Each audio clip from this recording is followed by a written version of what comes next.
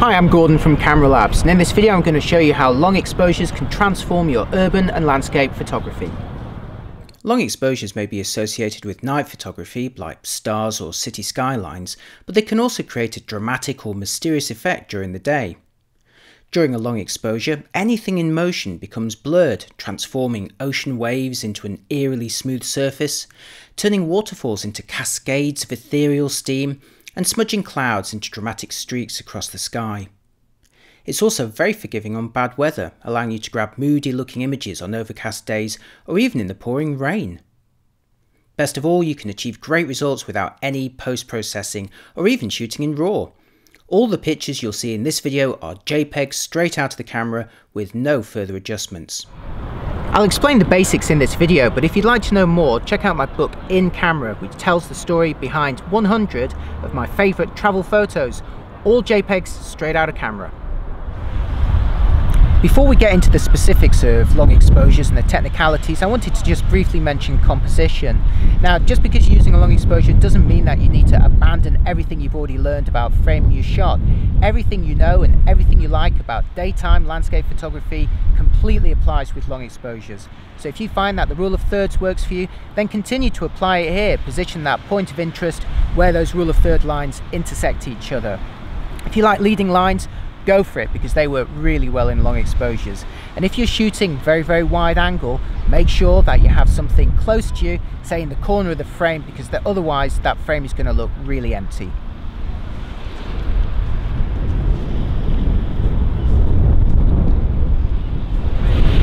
So how long is a long exposure? Well, it can depend. 30 seconds may be enough to smooth the surface of some waves if they're moving fast enough, but most long exposure photographers like to expose for at least a minute, maybe 2 minutes, sometimes 4 minutes or longer still. Put it this way, regardless of which you choose, these are not the kind of exposures that you're going to handheld, regardless of how good the stabilization is in your lens or camera. You're going to need a tripod or somewhere steady to place your camera. Now, I've brought a tripod with me for tonight's shoot, but I've also shot long exposures from little mini tabletop tripods, or even at a push by simply balancing that camera on a ledge. So long as that camera is steady, you'll be fine.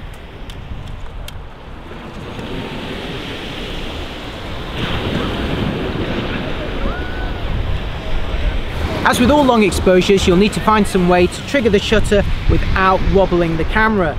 Now, most manufacturers would be very happy to sell you a cable release accessory, but that may not be necessary. What I do for most of my long exposures is just set the camera to its self timer, press the shutter release, and then 2, 5 or 10 seconds later it snaps the picture.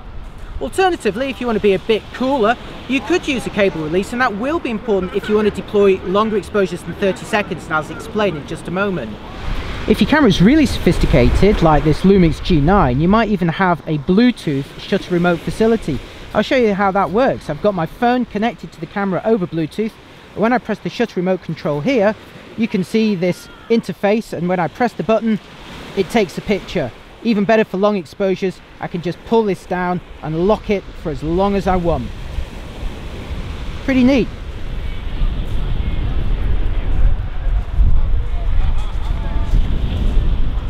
Alright, now for some basic settings. Now, I always try and get the effect I want in camera with JPEGs, but I'm no fool, so I shoot RAW plus JPEG. That way, I've got that RAW file if I want to do something like change the white balance more easily later. It's also great if you want to turn a colour image into black and white or increase that saturation. Speaking of saturation, have a look at your photo styles. I've got the standard mode on here, but when I'm shooting colour long exposures, I like to go for a vivid or velvia or a kind of more saturated colour profile. But don't forget your monochrome profiles, because they can look really good, especially under overcast or rainy conditions. However, it's okay here, so I'm going to go for the vivid profile. Moving on, the next one to look out for is long exposure noise reduction, which here on the Panasonic is called long shutter noise reduction. Long exposure noise reduction can be very effective at reducing or even eliminating undesirable artifacts that appear on your image during a long exposure, things like increased noise speckles or brightly coloured hot pixels. The trouble with long exposure noise reduction is your camera actually takes a duplicate exposure after the first one, lasting exactly the same amount of time but without recording any light. So it doesn't record the picture, but it does record those nasty artifacts. And then afterwards, the camera simply subtracts that second image from the first, and bingo, all of those nasties disappear. But the problem is, it effectively doubles your total exposure time. If you're only exposing for 1 second, it doesn't matter if you're just waiting another second. But if you're exposing for 30 seconds, you've got to wait another 30 seconds for that long exposure noise reduction to kick in. Imagine waiting another 4 minutes after a 4-minute long exposure. If the conditions are changing fast, like around sunset or sunrise, it's intolerable. So most long exposure photographers, including myself, switch it off and then just retouch those blobs out later if they've become obtrusive. Finally, the other thing to look out for when you're doing long exposures is any stabilization. Whether it's in the lens or your camera's body, switch it off, because you don't want your camera compensating for any shakes that aren't actually there. Okay, now it's time to discuss some exposure settings, and just like normal daytime exposures, it's a combination of balancing 3 settings: the shutter speed, the aperture or the f number, and the ISO sensitivity, that so-called exposure triangle. For full control over your exposure, you want to set your camera to its manual mode. This will let you manually select the aperture, the shutter speed, and the ISO sensitivity to exactly how you want them. The first thing you should do is set your ISO sensitivity to the lowest value. On some cameras it will be 100 ISO, on this particular model it's 200 ISO. The reason you want to use the lowest ISO sensitivity on your camera is to minimize noise artifacts and also maximize your potential for those long exposures. But it's very important to actually understand what the base sensitivity of your camera is. Typically 200 ISO on a lot of mirrorless cameras, 100 ISO on most DSLRs, and on a handful of models 64 ISO. These are the values that you want to choose. Beware, however, of extended or low sensitivities, which allow you to shoot at an effective lower sensitivity, again increasing those exposure times, but generally at the loss of some quality. Now that might be a compromise you're willing to take, but for the best quality, shoot at your base ISO. Next, choose an aperture, a focal ratio, the f number, and use one that's typical for what you'd use if it was during the day. I'm going to start with an aperture of f8 here and adjust it later on if necessary. Now at the moment I'm going to ask the camera what exposure it would recommend under these lighting conditions at 200 ISO and f8, and it's saying 1/6 of a second. Now that is way quicker than the 30 seconds or minute we were talking about earlier, but let's see how that looks. I'm going to switch the camera to its self timer and we'll have a look at this picture. Okay, there is nothing long about that exposure, and if I play that picture back and zoom in, you can see that there is still a lot of detail on the water's surface. This is not what we want. So how am I going to get a longer shutter speed? If I turn this dial to choose a longer shutter speed, let's bring it down to say 1 second, indicated by the quotation marks here, then this is giving me a warning. It's saying it's going to be massively overexposed. Let's see how that's going to look.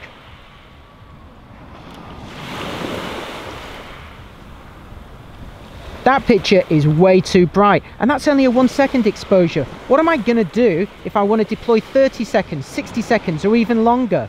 I've got too much light. Normally, if I want a longer shutter speed, I'd simply close down the aperture using a bigger f number, or I'd select a lower ISO sensitivity. But the problem in this particular scenario is we're kind of up against the wall on both of those values already. I've already selected the lowest base sensitivity for the best quality, so I can't take that any further, and I don't really want to close that aperture anymore, otherwise I might bump up against an undesirable optical effect known as diffraction, which can actually soften the overall image quality.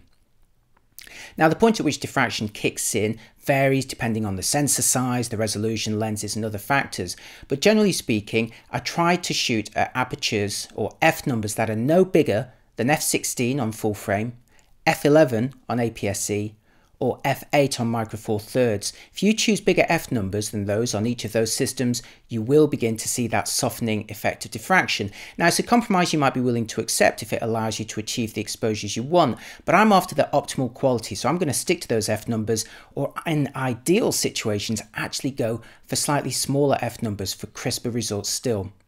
So if I'm already at the smallest aperture I'm willing to use and the lowest ISO sensitivity I'm willing to use, then I'm back to square one.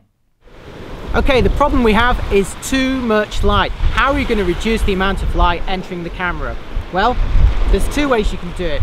First, wait until it gets darker. I've done that plenty of times, or maybe shoot under darker conditions like in a forest if you're doing a waterfall. But if you can't wait until it gets darker, if the sky's the perfect colour right now or you've got places to go, then what you do is fit a neutral density filter. These soak up light without changing the colour or without changing it too much. Neutral density filters normally come in two different types. The circular ones that would screw directly into the end of the lens, and the square ones that require a filter system, a mount holder.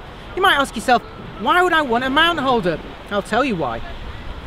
Now with the mount system, you'll first of all need to put some sort of adapter on the front of your lens. And then here is the actual filter holder, which goes in front of here.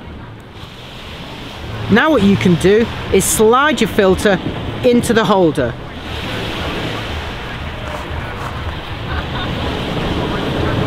The benefit of having it in a filter holder is you can actually mount multiple filters, and you can also rotate them, which can be handy if you're using graduated filters, which are darker at one end and lighter at another. It also allows you to position the filter higher or lower or to the sides.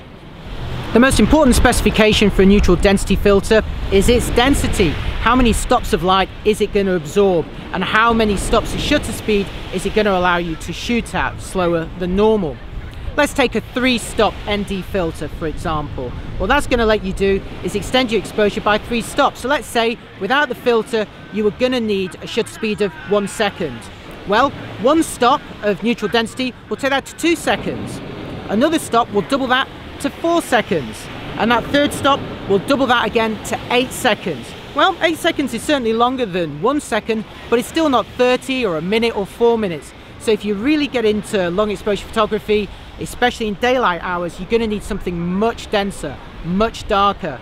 For that reason, I've gone for a 10-stop neutral density filter. And if you really get into this hobby, the two companies that do this better than anyone else are Lee, which I'm using here, and Format High Tech. A decent neutral density filter is not a cheap product. You could be spending in excess of £100 or $100 on this thing, so it's important to make sure that it can adapt and work on the maximum number of lenses, at least those ones that you're going to be using for long exposure photography. The trick is to start with a filter that's big enough to cover your largest lens without vignetting or darkening in the corners. Then you can use the filter system holder and various adapter rings to make it fit your smaller lenses. Most filter systems start with a 100mm filter, although if you've got an absolutely massive ultra-wide angle lens for a full frame camera, you may need something more specialist like a 150mm filter. But what happens if you've got a smaller camera with a smaller sensor, like Micro Four Thirds or APS-C? You may in fact be able to get away with a smaller filter system, like me. And in fact in this video I've been using the Lee 7.5 system that uses smaller 75 by 90mm filters. It's smaller, it's more affordable, it's more portable. I've got 3 filters in my collection. I've got my 10-stop big stopper. This is what I use for daytime exposures and also just after sunset or just before sunrise. I have a less dense 3-stop neutral density filter here, which I can stack on the first one for really bright conditions, or I can switch over to this one when the conditions have got a bit darker. And I also have a hard graduated filter, which as I mentioned in the video is dark at one end and light at the other. The idea being that you can use the dark side to darken skies, but use the light side to make sure that the ground or the sea remains untouched. Now the beauty of using a graduated filter in a filter holder is that you can move it up and down so that that line between dark and light absolutely matches your horizon. And you can also rotate it because sometimes when you're photographing say a coastline, that almost moves diagonally across the image, and if your graduated filter is completely straight, well, part of that is going to look too dark and part is going to look too light, so you can rotate it to absolutely match. Now the only other thing to look out for on a graduated filter is that transition between dark and light. Now on my one here, this is a hard grad, so it's a very sudden change between dark and light. That's ideal when you have a very defined horizon. But when you have a slightly fuzzier horizon or you want it to be a bit more discreet, you can go for a soft grad filter. Those ones have got a more gentle transition between dark and light. Now before you put on that neutral density filter, you may need to lock your focus, because remember, that filter is going to make everything darker and not all cameras can focus through it once it's fitted. So I'm going to focus my shot and switch this to manual focus. Okay, the conditions are really getting dimmer here, and now my camera is telling me that without the filter at 200 ISO, I need a half-second exposure at f8. Once I put this filter on though, let's see what happens. Obviously it's gone much darker now, and I'm going to have to increase that exposure. 2 seconds, 4 seconds, 15 seconds, 30 seconds, still too underexposed. This particular camera can actually go beyond 30 seconds. Some stop at this point and require you to use bulb. So I'm going to go up 40 seconds, 50 seconds, and only at this point you can see that it's beginning to get close. 60 seconds, still not enough, and that is the limit of this camera. Now if you're lucky enough to own a Fujifilm camera, you can keep turning that dial to 1 minute, 2 minutes, 4 minutes and so on. But for pretty much every other camera, you're going to have to go into bulb mode and do a really long exposure of, say, a couple of minutes. So let's see how that's going to look.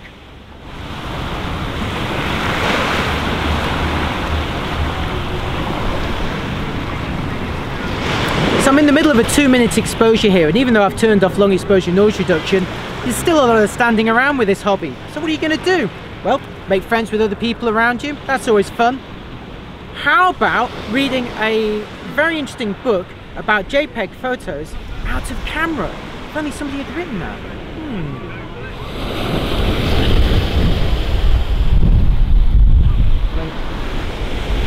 Now we're coming to the end of this exposure. Some long exposure photographers are very, very precise. They say it needs to be exactly 120 seconds. I say, well, it's a bit like cooking the nice recipe. You just keep stirring it, add a bit more salt, a bit more tomatoes, whatever you want. Now, of course, the light conditions have got dimmer during that time, so I always give it a little bit extra. I reckon that's enough. So now let's have a look at what we've got. So here's our result, and as you can see, I actually changed the exposure at the last minute. I reduced the aperture to f5.6 and increased the ISO sensitivity to 400, simply because the light was failing so much. And as you can see here, I've given it 144 seconds. That doesn't look too bad. Let's have a closer look at that water surface, and that looks pretty smooth to me. Not bad. The other thing you should definitely do is look at your histograms, because these will tell you what your exposure is going to look like. The trouble with taking pictures under dim conditions is the screen begins to look very bright, and something that's actually underexposed might look fine. Looking at the histogram tells no lies, and you can see here that we've got a tonal range up to, in the case of the blues, almost to the full side of this histogram graph. That's what we're looking for. We're looking for the graph to go at least halfway, ideally 3/4 of the way across. Well, I was quite pleased with that. Normally there's an awful lot of trial and error with long exposure photography. Generally speaking, my first exposure would be completely overexposed and I'd have to dial it down in some way, or completely underexposed and I'd have to dial it back up again. But this looks pretty good. So what I can now do is work on that actual motion. I'd like that sea to look even smoother, and the way to do that, when the conditions are quite still as they are tonight, is to use an even longer exposure. This one was about 2 minutes at f5.6 and 400 ISO. I want to give it 4 minutes. I want to give it double the amount of time. That means double the amount of light, so I can reduce that ISO a stop or reduce the aperture a stop. I'm going to reduce the ISO back to 200, give it 4 minutes, and let's see what we've got.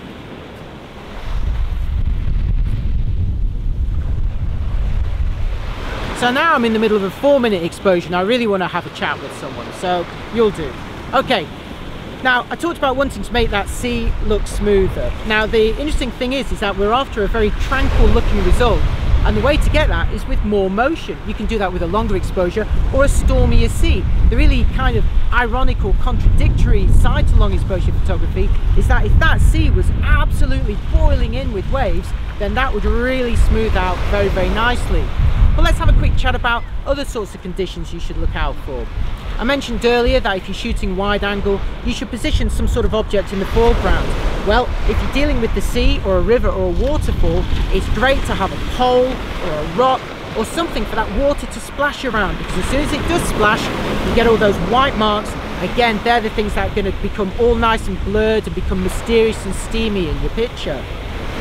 So the really important thing to remember with long exposure photography is that extra dimension of motion. Look for stuff that's actually moving, whether it's the water or the clouds, because they're the things that are going to streak or blur in your picture and give it that amazing look. Okay, so right now I'm pretty confident I've got the exposure that I want, or at least the best one I'm going to get under these conditions. So I'm just mucking about now, trying different settings, different times, beginning to remove the filters because it's getting really dark now. And that reminds me to mention something very important. It has got quite dark around here. Suddenly you won't be able to find your equipment as easily as when you arrived. And if you are shooting from a slightly precarious position, well, it may be quite dangerous in the dark. The tide is coming in here. If you're shooting by the sea, you've really got to watch out for that. So bring a torch, a flashlight, a headlight. Make sure you don't leave anything behind, and make sure you don't fall off any cliffs into the sea.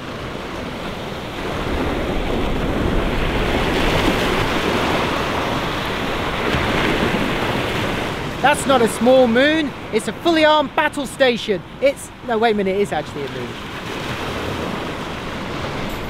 As always, if you want to find out more, head on over to cameralabs.com, where you'll see all my sample images and in-depth reviews. If you like this video, please like, share, subscribe, and if you really like what I do here, you can buy me a coffee using the link below. Thanks for watching, I'll see you next time. Bye bye. Delicious.